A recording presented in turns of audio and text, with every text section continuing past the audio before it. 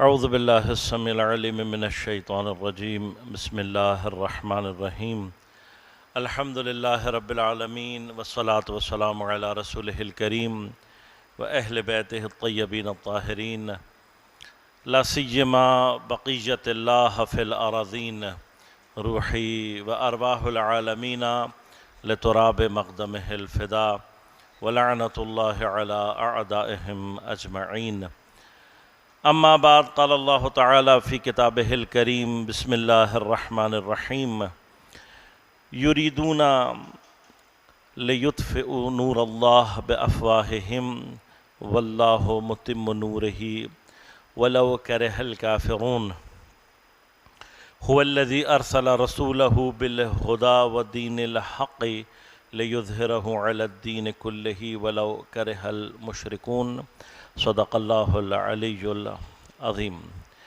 عزیزان گرام قدر، آج کا جو ہمارا عنوان ہے معاشرے پر دین کے غلبے کے لیے قرآنی شرائط۔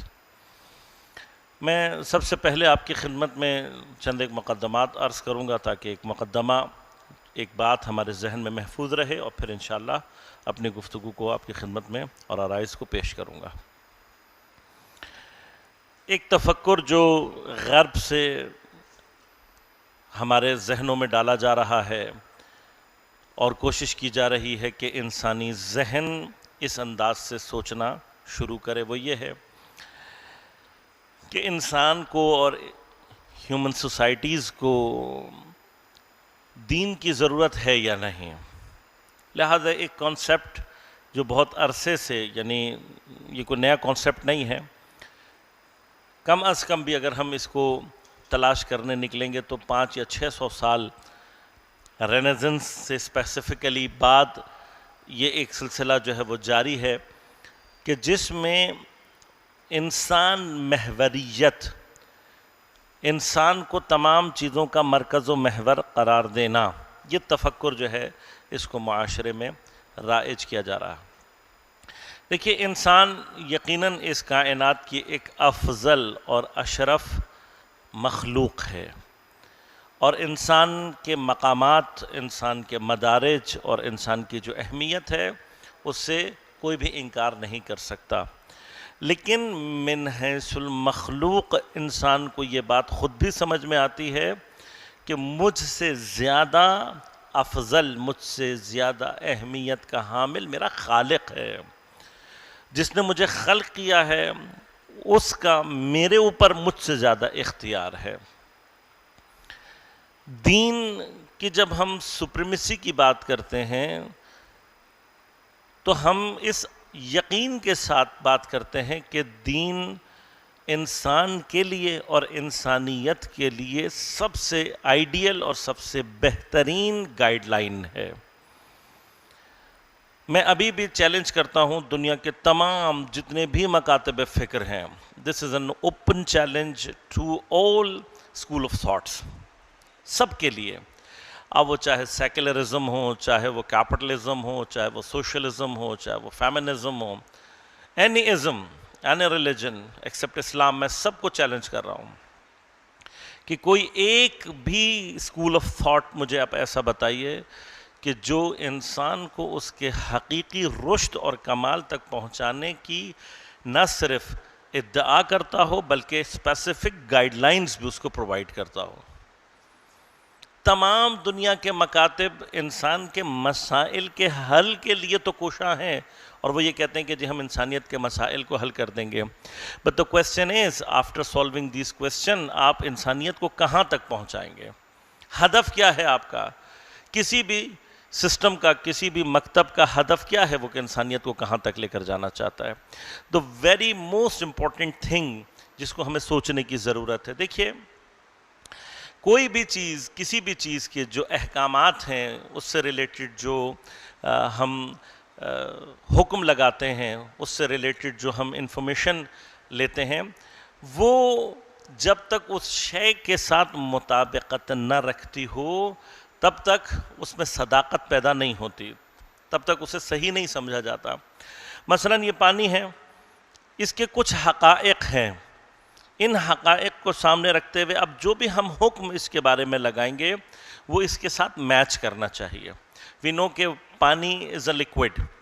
اب اگر میں اس کو لکوڈ کے علاوہ کچھ اور ثابت کرنے یا اس کے اوپر کسی اور چیز کا حکم لگاؤں گا تو وہ اس کے ساتھ مطابقت نہیں رکھے گا. اپنے نارمل کنڈیشنز میں پانی ہمیشہ لکوڈ فارم میں پایا جاتا ہے, کسی اور فارم میں پایا جانا اس کی نارمل کنڈیشنز نہیں ہیں. لہذا جتنے بھی احکامات ہیں, مثلا ایک حکم پانی کے بارے میں جنہوں نے فزکس پڑھی ہوئی ہے کہ پانی جو ہے وہ دنیا کا واحد سبسٹنس ایسا ہے کہ جو سکڑنے میں جب ٹھنڈا ہو رہا ہوتا ہے تو ایک سٹیپ میں آ کر وہ سکڑنے کی بجائے پھیلنا شروع کر دیتا ہے, ایکسپینشن ہوتی ہے. دنیا کے تمام سبسٹنسز جتنے بھی ہیں جب وہ ٹھنڈے ہوتے ہیں تو وہ سکڑتے ہیں, کنڈینس ہوتے ہیں, کمپریس ہوتے ہیں. پانی ایک واحد سبسٹنس ہے جو 4 سے 0 ڈگری کے درمیان میں ٹھنڈا ہوتے ہوئے ایکسپینڈ کرتا ہے, جس کو فزکس میں اناملس ایکسپینشن آف واٹر کے نام سے یاد کیا جاتا ہے. یہ جو کنڈیشن ہے پانی کی, اب یہ اس کا ایک حکم ہے کہ جو صرف اس کے ساتھ ریلیٹڈ ہے, اور جب یہ میچ کرے گا تو پھر ہمیں پانی کے بارے میں صحیح انفارمیشن حاصل ہوگی, اور پھر ہم پانی سے بہت سارے وہ فائدے اٹھا سکتے ہیں کہ جو اس کو جانے بغیر ہم حاصل نہیں کر سکتے. اب اسی طرح سے جب ہم انسان کے لیے کچھ حکم لگاتے ہیں, ہم انسان کے بارے میں اس کو کچھ سلوشنز دینا چاہتے ہیں, ہم انسان کے بارے میں اس کو کچھ گائیڈ لائنز دینا چاہتے ہیں, تو اٹ از نیسیسری کہ ہم انسان کو اچھی طرح سے جانتے ہوں, ہم انسان کو اچھی طرح سے پہچانتے ہوں. تب جو ہم حکم انسان کے لیے جاری کریں گے وہ مطابق ہوگا انسان سے, اور پھر اس سے آگے چل کر ہم اس کے لیے گائیڈ لائنز دے سکتے ہیں, اس سے بہترین استفادہ کرتے ہیں. لیکن اگر ہم انسان کو جانتے ہی نہ ہوں, ہمیں ابھی تک یہی نہ پتہ لگا ہو کہ انسان کیا ہے, تو جتنے بھی ہم اس کے لیے سولوشنز اور گائیڈ لائنز دیں گے وہ جب کہ اس کی حقیقت سے مطابقت نہیں رکھتے ہوں گے تو نتیجتاً وہ انسان کے لیے نقصان دہ ثابت ہوں گے. ناؤ آئی ایم چیلنجنگ, دنیا کا کوئی ایک شخص اٹھ کر یہ چیلنج کر رہا ہوں میں کہ کوئی کھڑا ہو کر یہ کہہ دے کہ میں انسان کو پوری طرح سے جانتا ہوں. ثانیاً ہم انسان کو جس سسٹم کے اندر چاہتے ہیں کہ یہ اس سسٹم کے اندر آ کر ہارمونیسلی کام کرے, وہ ایکو سسٹم ہے. تو ایکو سسٹم میں انسان کی ایگزیکٹ پوزیشن ہمیں اس وقت سمجھ میں آئے گی جب ہمیں پورے ایکو سسٹم کا بھی علم ہو. تو آئی ایم اگین چیلنجنگ کہ کوئی مجھے یہ بتائے کہ کوئی ایسا شخص ہے جو کہ اس پورے ایکو سسٹم کو جانتا ہو. تو اب سوال یہ پیدا ہوتا ہے کہ ہزاروں سال سے انسان زمین پر زندگی گزار رہا ہے, مختلف تجربات سے گزرنے کے باوجود, آج سائنس اور ٹیکنالوجی کے کمال پر پہنچنے کے باوجود بھی کوئی ایک شخص بھی ایسا نہیں ہے, کوئی ایک اسکول آف تھاٹ بھی ایسا نہیں ہے کہ جو انسان کی حقیقت کو جاننے کا دعویٰ کر سکے اور انسان کے لیے وہ سولوشنز پرووائڈ کر سکے جو اس کو اس کے کمال تک لے کر جائے گا. دوسری جانب کوئی بھی سسٹم ایسا نہیں ہے کہ جو یہ چیلنج کر سکے کہ ہمیں پورا ایکو سسٹم پوری طرح سے معلوم ہے. اب جو کنڈیشن ہے ہماری, میں آپ کو ایک چھوٹی سی مثال دوں اور پھر بات کو آگے بڑھاؤں. کنسیڈر کریں کہ آپ کراچی جیسے شہر کے ٹریفک کے پرابلمز کے لیے, کہ جہاں کا ٹریفک پرابلم ہے آپ اس کو سالو کرنا چاہتے ہیں, اور آپ اس کے لیے جائیں اور جانے کے بعد تھر کے ریگستان میں بالکل صحرا کے درمیان میں ایک جھونپڑی لگائے ہوئے کوئی بہت ہی پہنچی ہوئی شخصیت ہے بظاہر, اور اس کو جا کر آپ یہ کہیں کہ جی ہمیں کراچی شہر کی جو ٹریفک کے پرابلمز ہیں ان کا سلوشن درکار ہے. اب وہ جتنے بھی پہنچے ہوئے ہوں گے جنہوں نے زندگی میں کبھی سڑکیں نہیں دیکھیں, شاہراہیں نہیں دیکھیں, ہائی ویز نہیں دیکھیں, ٹریفک کا لوڈ نہیں دیکھا, جن کو کراچی شہر کے بارے میں کچھ بھی نہیں معلوم, کیا وہ آپ کو ٹریفک کا سلوشن دے سکتے ہیں؟ ہرگز نہیں دے سکتے. انسان کے بارے میں ابھی تک خود انسان کی معلومات کی جو کیفیت ہے وہ بالکل ایسی ہی ہے.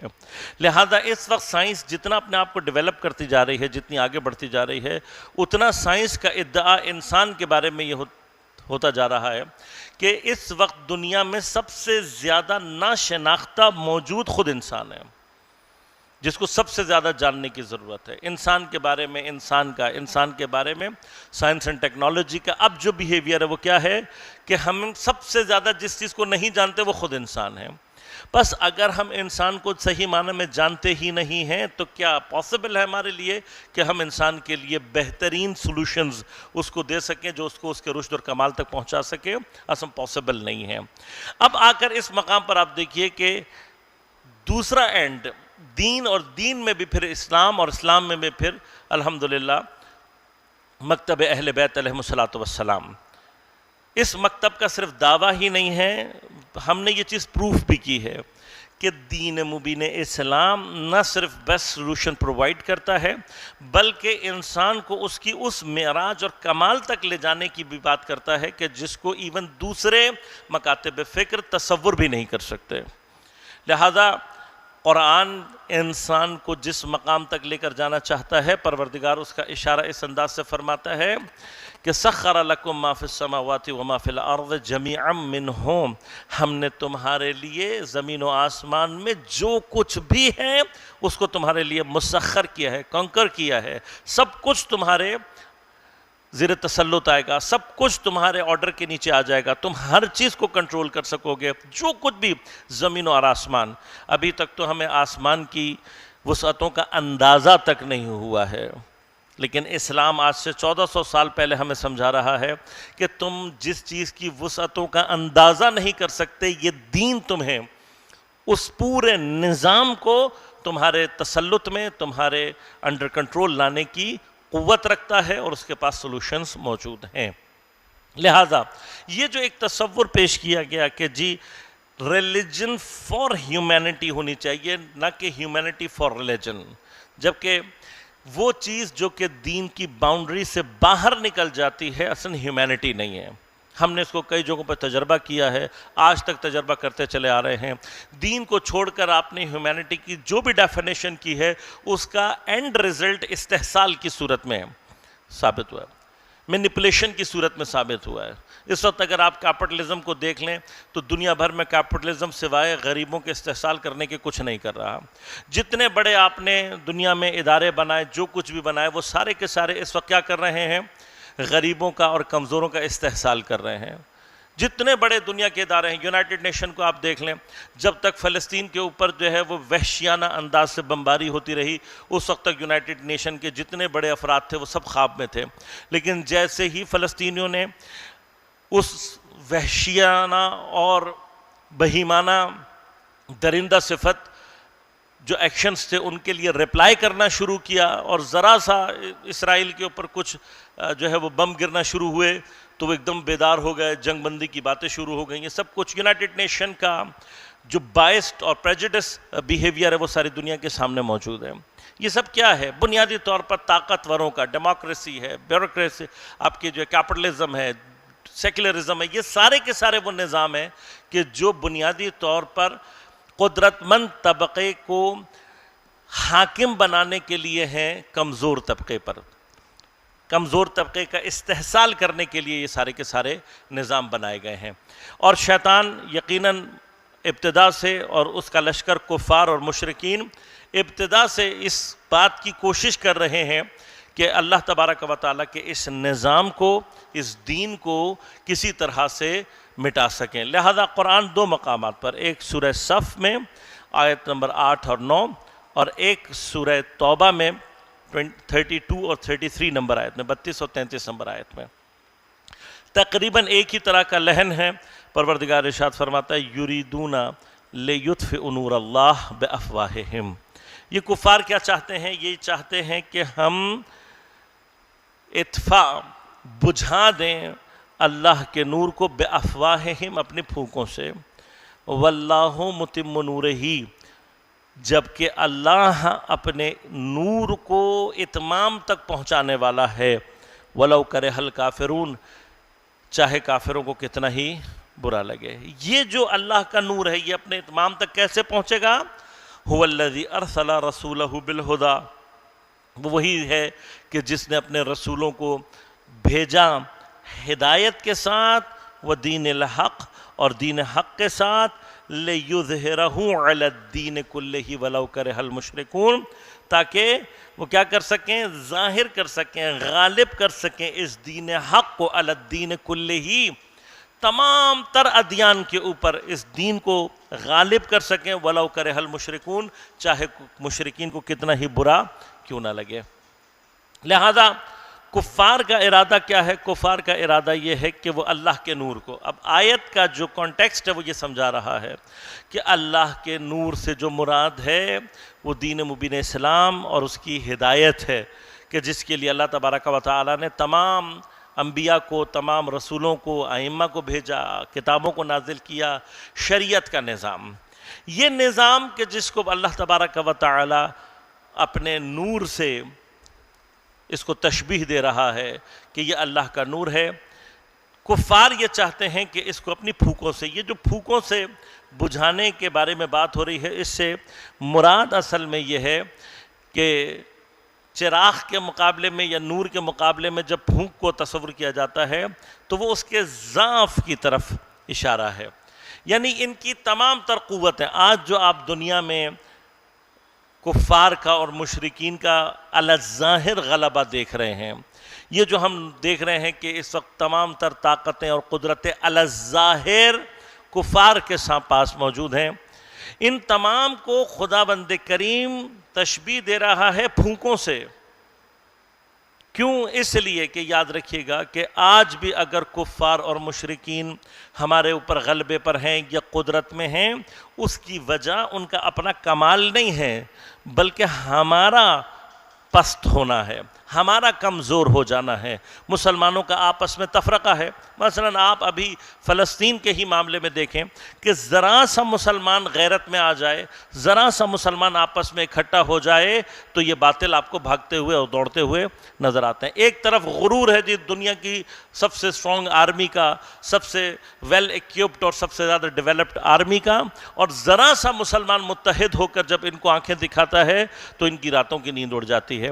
تو ان کی حیثیت کیا ہے؟ ان کی حیثیت یہ، یعنی ان تمام چیزوں کے باوجود بھی اگر مسلمانوں میں عقل نہیں آ رہی، اگر مسلمانوں کو ہوش نہیں آ رہا، تو مسئلہ کفار کی طاقت میں نہیں ہے بلکہ مسلمانوں کی حماقت اور مسلمانوں کے اپنے دین سے دوری میں ہے۔ پس دین بنیادی طور پر پروردگار کیا چاہتا ہے؟ پروردگار یہ چاہتا ہے، اور میرے حساب سے انسان کے لیے اس سے زیادہ بہتر چیز خود انسان بھی نہیں سوچ سکتا۔ وہ کیا ہے؟ پروردگار چاہتا یہ ہے کہ انسان کے اوپر حکومت صرف اللہ کی ہو، اللہ کے علاوہ کسی کو حق حاصل نہیں ہے کہ وہ انسانوں پر حکومت کرے۔ اب اگر آپ تھوڑی سی دیر کے لیے بھی اس تصور کو قائم کریں اور تھوڑی سی دیر کے لیے بھی سوچیں تو خود انسان کی عظمت کا اس سے بڑا کوئی اور مقام ہو ہی نہیں سکتا کہ وہ کائنات میں کسی کا بھی محکوم نہ ہو سوائے خداوند کریم کا۔ اس سے بڑی فکر، اس سے بڑی جو نظریہ ہے انسان کی عظمت کا، اس کو تصور ہی کی نہیں کیا جا سکتا، کیونکہ یہ حکومت، دیکھیں انسانی عقل اس بات کو تسلیم کرتی ہے، اس میں کوئی بحث نہیں ہے کہ انسانوں کو اپنی زندگی کو مرتب اور منظم کرنے کے لیے بھی اور رشد اور کمال کی طرف بڑھنے کے لیے بھی انسان کو ایک سسٹم کی ضرورت ہے۔ انسان وہ واحد مخلوق ہے کہ جو جب دنیا میں آتا ہے تو لا تعلمون شیئا، کچھ نہیں پتا۔ آپ مرغی کے 2 انڈے لے کر مثلا دنیا کے کسی ایسے کونے میں چلے جائیں جہاں پر مرغی نام کی کوئی چیز وجود ہی نہ رکھتی ہو، اور آپ وہ 2 انڈے وہاں پر رکھ دیں اور کچھ عرصے کے بعد وہ انڈے ہیچ ہوں اور ان میں سے جو ہے وہ انکوبیٹر میں رکھ کے ہیچ کر دیں آپ اس کو، اس میں سے ایک میں سے مثلا مرغی نکلے، ایک میں سے مرغا نکلے، تو وہ اس جگہ جہاں پر زندگی میں کبھی کوئی مرغی نہیں تھی اور نہ کوئی مرغی ان سے آ کر وہاں پر ملے، وہ اپنی لائف کو پورا چلا لیں گے۔ اور کچھ عرصے کے بعد آپ جا کر دیکھیں گے تو ایک مرغیوں کی بڑی تعداد ہوگی جو وہاں پر موجود ہوگی۔ They don't need any school, they don't need any training, they don't need anything. انہیں پتہ ہے ہم نے کیا کھانا ہے، ہم نے کیا کرنا ہے، کیسے اپنی زندگی گزارنی ہے۔ لیکن آپ انسان کے بچے کو تو چھوڑیں، میں نے یہ مثال کئی جگہوں پر دی ہے، ایک مووی بھی اس کے اوپر بنی ہے، مجھے اس کا نام نہیں معلوم، لیکن مووی بنی ہے۔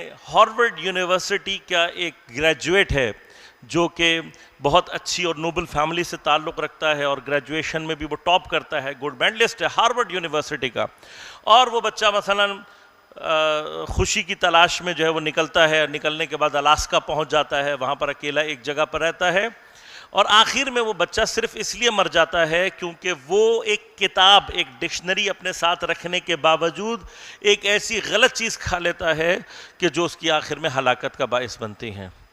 کس بات کا ادعا ہے ہمیں؟ کس بات پر ہم اکڑتے ہیں؟ آپ نے آج تک کسی بکری کو کوئی چیز غلط کھاتے ہوئے نہیں دیکھا ہوگا، آپ نے آج تک کسی مرغی کو کوئی غلط چیز کھاتے ہوئے نہیں دیکھا ہوگا، حیوان کبھی کوئی ایسی چیز نہیں کھاتا کہ جو اس کو نقصان دے دے۔ اور یہاں پر انسان جو اپنی دانست میں، اپنے خیال میں دنیا کی سب سے ٹاپ لیول یونیورسٹی کا گریجویٹ، ٹاپ لیول گریجویٹ جو ہے، وہ ایک کتاب رکھتے ہوئے بھی ایک ذرا سی غلطی کی وجہ سے ہلاکت کا شکار ہو جاتا ہے، تو وی آر اسٹینڈنگ۔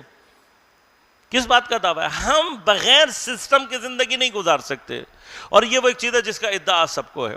اب سوال یہ پیدا ہوتا ہے کہ وہ کون سا سسٹم ہوگا کہ جو انسان کو نہ صرف اس کی زندگی کو بیلنس کرے، اس کے پرابلمز کا سلوشن دے، اور ساتھ ہی ساتھ اس کو رشد و تکامل کی طرف لے کر جائے۔ اسلام کے علاوہ دنیا میں کوئی سسٹم ایسا نہیں ہے۔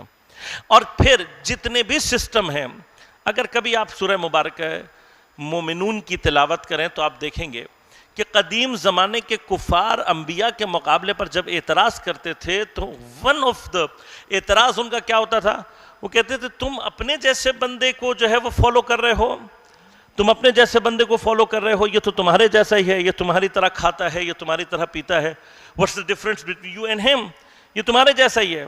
اور پھر سورہ مبارک مومنون میں بعض کفار یعنی اس بات کو سمجھ رہے اور درک کر رہے تھے، کفار کے یہ الفاظ تھے کہ اگر تم اپنے ہی جیسے کسی شخص کی پیروی کر رہے ہو تو یہ تمہارے لیے ہلاکت کا باعث ہے۔ یعنی کیا؟ بہت مختصر سے عرض کروں گا آپ کی خدمت میں کہ اس کا معنی واضح طور پر یہ ہوا کہ ان کفار کو بھی یہ بات سمجھ میں آتی تھی کہ اگر تم اپنے جیسے ہی کسی بندے کے پیچھے چلو گے، اپنے ہی جیسے کسی بندے کو فالو کرو گے تو تمہارا ان کو فالو کرنا تمہیں نقصان پہنچائے گا۔ اس کے مقابلے پر خدا جس کے فالو کرنے کی بات کر رہا ہے وہ کون ہے؟ خدا اپنے اور بندوں کے درمیان میں جن افراد کو رکھنے کی بات کر رہا ہے وہ کون ہے؟ لہٰذا حضرت آدم علیہ السلام سے لے کر حضرت خاتم علیہ السلام نبی اکرم صلی اللہ علیہ وآلہ وسلم کے زمانے تک پروردگار نے مسلسل جن افراد کو انسانوں کے اوپر حاکم بنایا یا جن کے ذریعے سے اپنے نظام کو جاری رکھوانا چاہا، وہ سارے کے سارے معصومین ہیں۔ وہ سارے کے سارے وہ ہیں کہ جن کے اوپر وحی آتی ہے، وہ سارے کے سارے وہ ہیں کہ جو وحی کے ذریعے سے پروردگار سے ارتباط میں ہیں۔ So they are not common people۔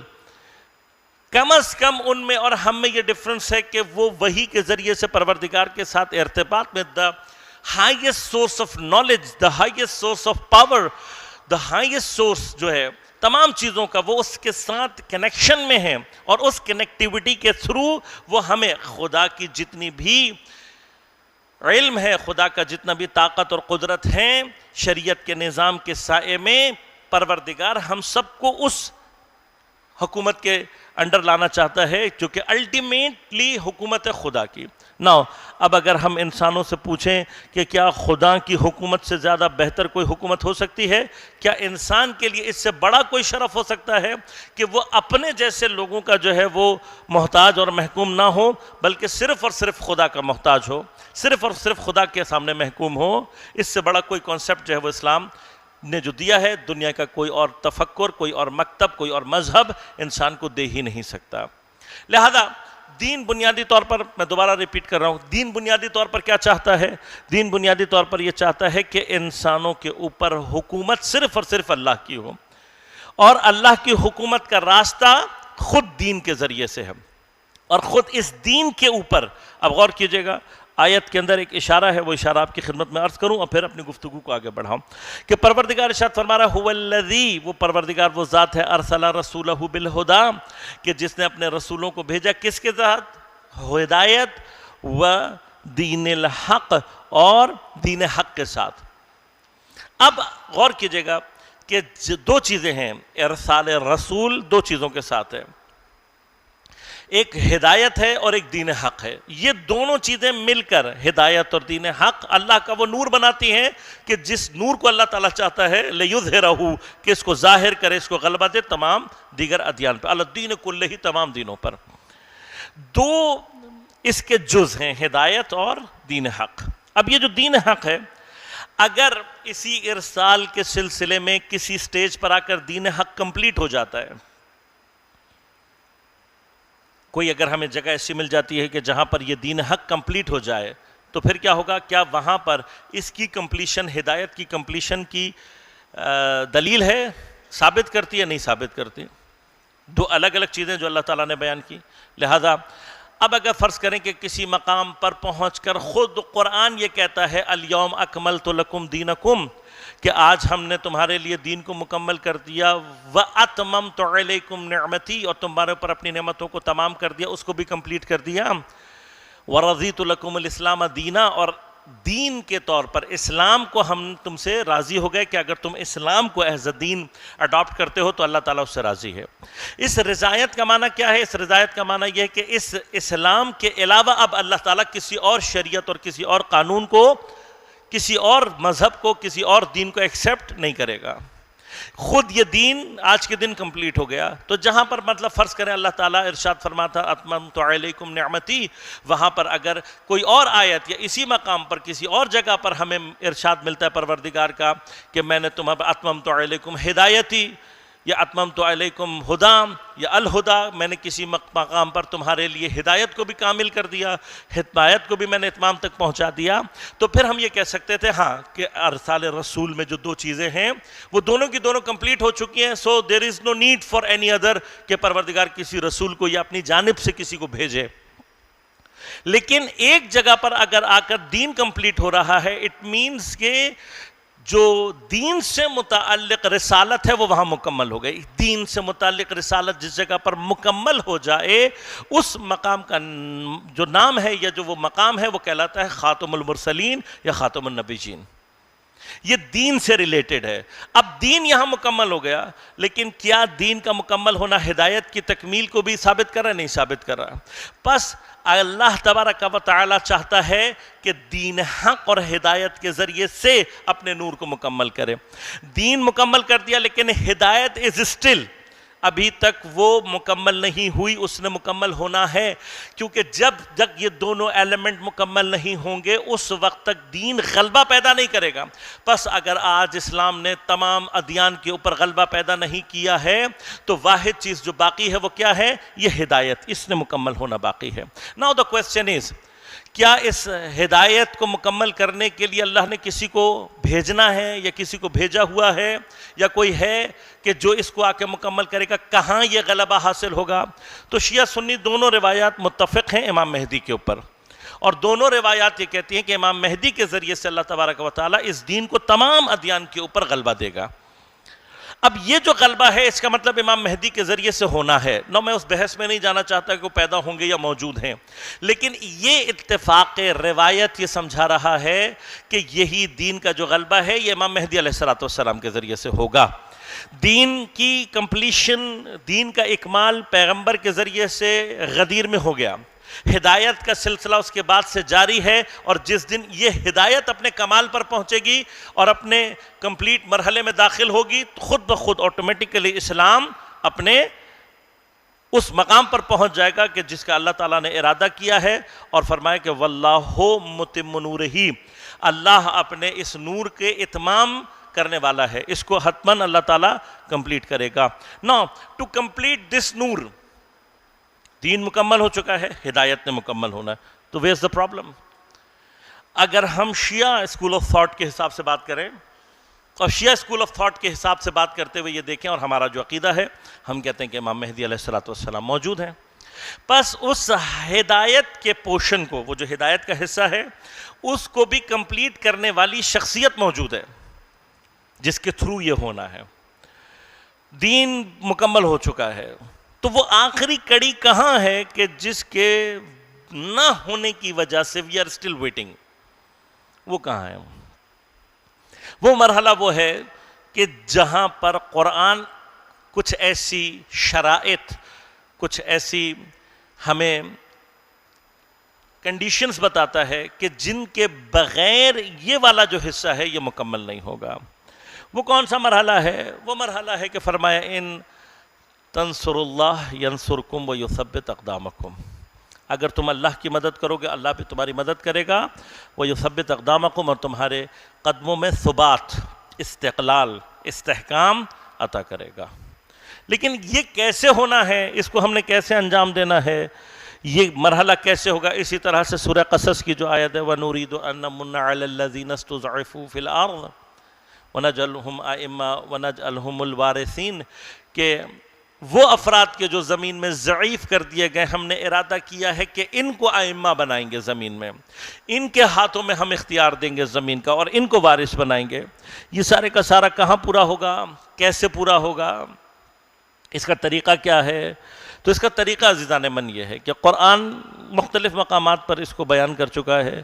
ایک مقام پر اللہ تبارک و تعالی ارشاد فرماتا ہے کہ ان اللہ لا یغیر ما بقوم حتی یغیروا ما بانفسہم، سورہ رات کی 11 نمبر آیت. اللہ تبارک و تعالی کسی بھی قوم کی حالت کو اس وقت تک نہیں بدلتا جب تک وہ قوم خود اسے نہ بدلے. اس سے ملتی جلتی آیت ہے سورہ مبارک ہے انفال کی 53، ذالک بأن اللہ لم یکن مغیرا نعمہ انعمہا علی قوم حتی یغیروا ما بانفسہم وان اللہ سمیع علیم. اللہ تعالیٰ وہ نعمت کہ جو اس نے دے دی ہو اس کو تبدیل نہیں کرتا جب تک کہ کوئی قوم خود اس کو تبدیل نہ کرے. اللہ تبارک و تعالیٰ نے غدیر میں دین کو مکمل کر دیا، ہدایت کے سلسلے کو ولایت امیر المومنین کے ذریعے سے بھی کمپلیٹ کر دیا تھا. یہ سلسلہ ہدایت کا اس امامت کے ذریعے سے کمپلیٹ ہو جاتا اور اسلام بہت جلد ہی تمام ادیان کے اوپر غالب آ جاتا. پرابلم کہاں سے شروع ہوئی؟ پرابلم شروع ہوئی ثقیفہ سے، کہ جہاں پر بہرحال میں I'm not discussing کہ کس نے کیا کیا کیا نہیں کیا، لیکن جو ہوا وہ یہ ہوا کہ جو چیز اسلام چاہتا تھا کہ ہو نہیں ہوئی. اب وہ کسی کی نادانی ہو، کسی کی اسلام کے ساتھ نیک نیتی ہو، کسی کی کوئی اور وجہ ہو، we are not discussing that.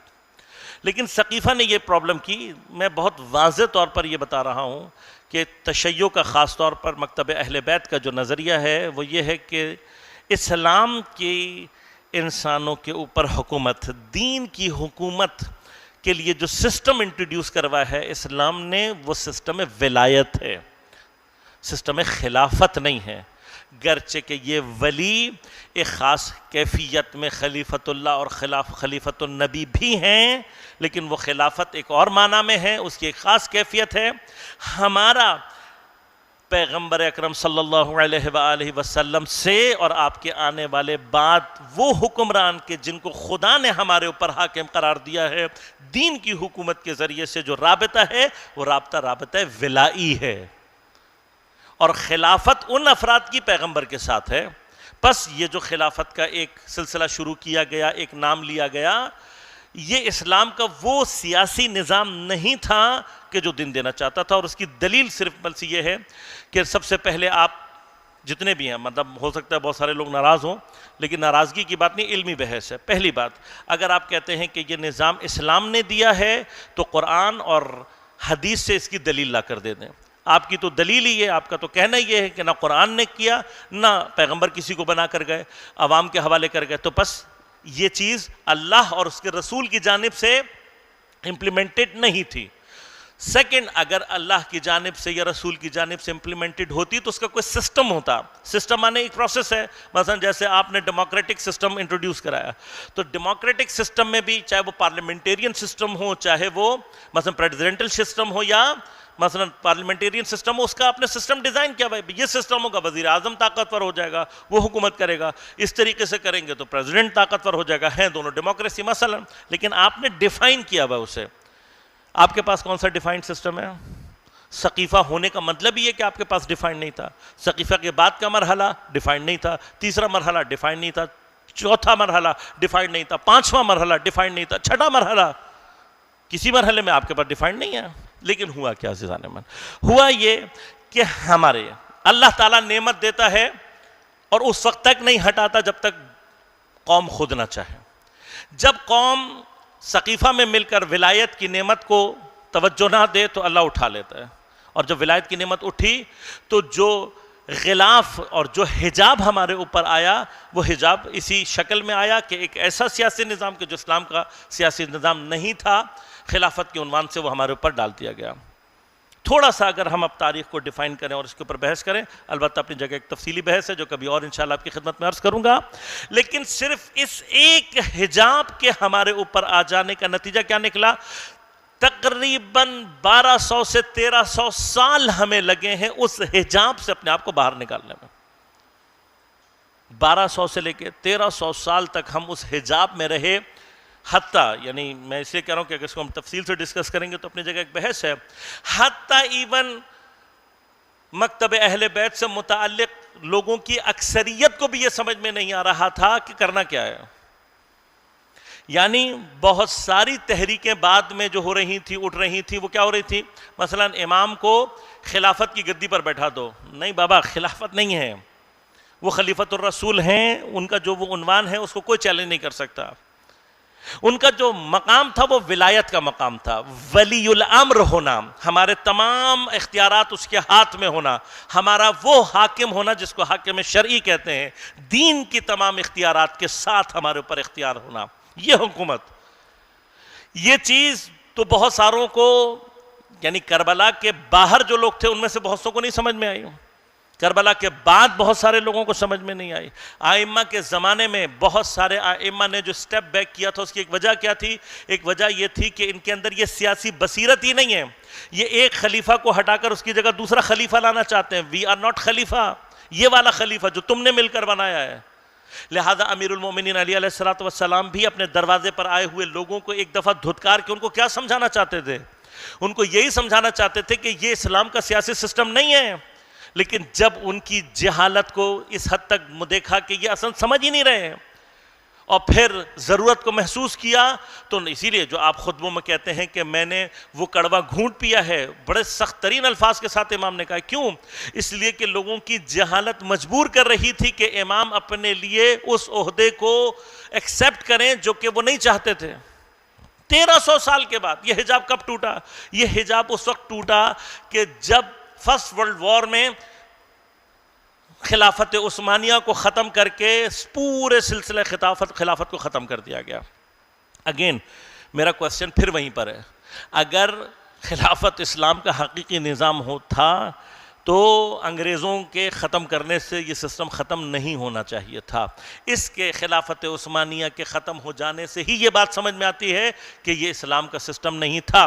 خلافت عثمانیہ کے ختم ہو جانے کے بعد سے اب تک جتنے بھی مسلمان ہیں، اہل سنت کی مستند کتابوں کی مستند روایت، من مات ولم یعرف امام زمانہ ماتت میتت الجاہلیہ، خلافت عثمانیہ تک کو چھوڑ دیں، اس کے بعد سے لے کر اب تک جو تقریباً 125 سال سے زیادہ کا عرصہ یا 100 سال کا تقریباً عرصہ ہونے والا ہے، اس عرصے میں تمہارا امام کون ہے جو کہ اس روایت کے مطابق ثابت ہو جائے کہ اس کی معرفت کے بغیر تم جاہلیت کے موت مرے؟ پورے عالم اسلام کو سوال ہے، جس کا دل چاہے جواب دے دے مجھے. اس 1300 سال کے بعد جب یہ غلاف ٹوٹا ہے تو ہم ہوش میں آئے، تب ہمیں آسمان ولایت نظر آنا شروع ہوا. لیکن آسمان ولایت 1300 سال کے غلاف کے بعد بھی اتنا واضح نہیں تھا. لہذا میں اس سیاسی تفصیلات میں نہیں جانا چاہتا اور نہ جا سکتا ہوں. یہ یاد رکھیے گا کہ جب یہ خلافت کا غلاف ٹوٹا تب بھی آسمان ولایت اتنا کلیئر نہیں تھا، لوگ ایک دم سے ولایت کے مرحلے کی طرف متوجہ نہیں ہوئے تھے. جو سب سے پہلے اسلام کی حکومت کی طرف متوجہ ہوئے الحمدللہ وہ ہماری سرزمین کے ہمارے اجداد تھے، کہ جن کی وجہ سے آج ہم اور آپ اسلامک واحد دنیا کی اسلامک آئیڈیالوجیکل اسٹیٹ پاکستان میں بیٹھے ہوئے ہیں. آج جو ہمارا سینہ ٹھونک کر یہ کہتے ہیں کہ جی Pakistan is an Islamic ideological state, واحد نہ اس سے پہلے بنی ہے اور بعد کا ہمیں نہیں معلوم. اس پاکستان سے پہلے کوئی اسٹیٹ اسلامک آئیڈیالوجیکل بیسس کے اوپر نہیں بنی، واحد اسٹیٹ ہے جو کہ اسلامک آئیڈیالوجیکل بیس پر بنی. کیوں بنی؟ اس لیے کہ جو نظام آپ نے غلاف کے طور پر چڑھا دیا تھا، جیسے ہی وہ ٹوٹا، واحد ملک ایران کو بھی آزاد کرا کے اس کے اوپر شہنشاہیت کو چڑھایا گیا. عرب ممالک میں اپنی مرضی کے سیکولر قسم کے بادشاہوں کو حاکم کرایا گیا. پورا اسلامک اسٹیٹ انہوں نے تقریباً انگریزوں نے اپنے قابو میں لے لیا تھا، ہر چیز تیار تھی. واحد سب کانٹیننٹ کے مسلمانوں کے ساتھ پرابلم کیا تھی؟ سب کانٹیننٹ کے مسلمانوں کے ساتھ پرابلم یہ تھی کہ ایک بڑی مسلم میجورٹی کو وہ ہندو سپریمیسی کے نیچے لانا چاہتے تھے. اب یہاں کے مسلمانوں کو یہ پرابلم تھا کہ اگر ہم ہندو سپریمیسی کے نیچے آ گئے تو ہمارا دین خطرے میں پڑ جائے گا. خلافت رخصت ہو چکی ہے. واحد راستہ کیا تھا؟ ایک ایسی ریاست کا قیام کہ جس میں دین حکومت کرے. لہذا یاد رکھیے گا، پاکستان کی جو بنیاد ہے وہ دین کی حکومت کے نام پر بنی ہے. لہذا دین کی حکومت، اگر آپ پاکستان میں سیکولر نظام لانا چاہتے ہیں تو آپ خیانت کار ہیں. اگر آپ کوئی اور نظام پاکستان میں لانا چاہتے ہیں کہ جو دین کے مخالف نظام ہے تو آپ پاکستان کے غدار اور خائن ہیں. پاکستان آپ اپنا ملک بنا لیں جہاں آپ کا دل چاہے.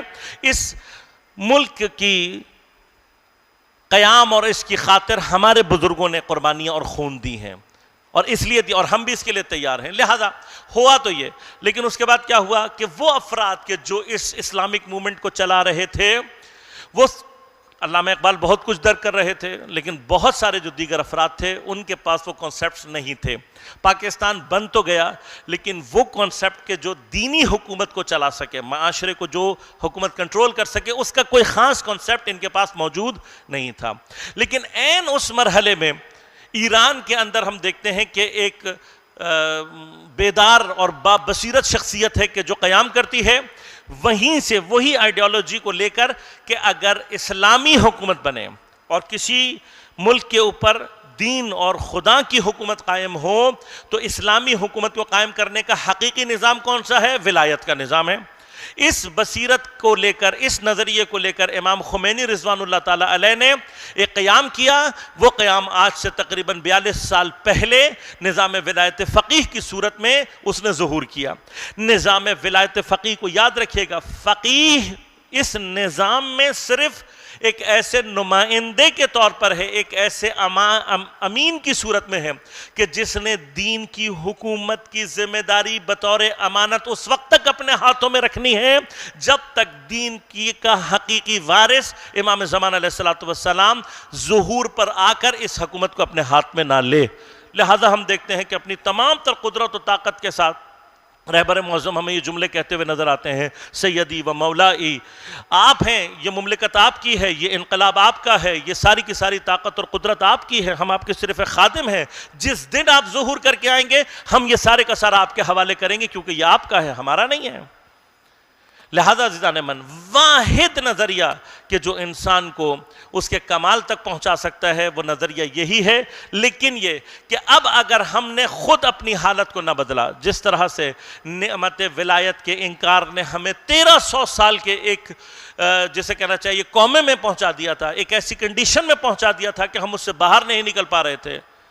اب ضرورت ہے اس بات کی کہ اس سے پہلے کہ باطل ہمارے اوپر کوئی اور سحر ڈالے، باطل ہمارے اوپر کوئی اور حجاب ڈالے، باطل ہمیں پھر کسی اور سمت میں لے کر جائے، ہمیں اور آپ کو بیداری کی ضرورت ہے.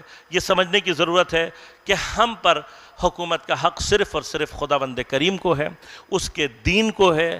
ہمارے اوپر حکومت کا حق صرف معصوم کو ہے، چاہے وہ نبی کی صورت میں ہو اور چاہے امام معصوم کی صورت میں ہو. اور یہی وہ افراد اور یہی وہ نظام ہے کہ جو انسان کو اس کے کمال، اس کمال کے جس کا تصور بھی ہم نہیں کر سکتے، تک لے جانے کی ذمہ دار بھی ہے اور اس نے ادعا بھی کیا ہے. السلام علیکم ورحمۃ اللہ وبرکاتہ.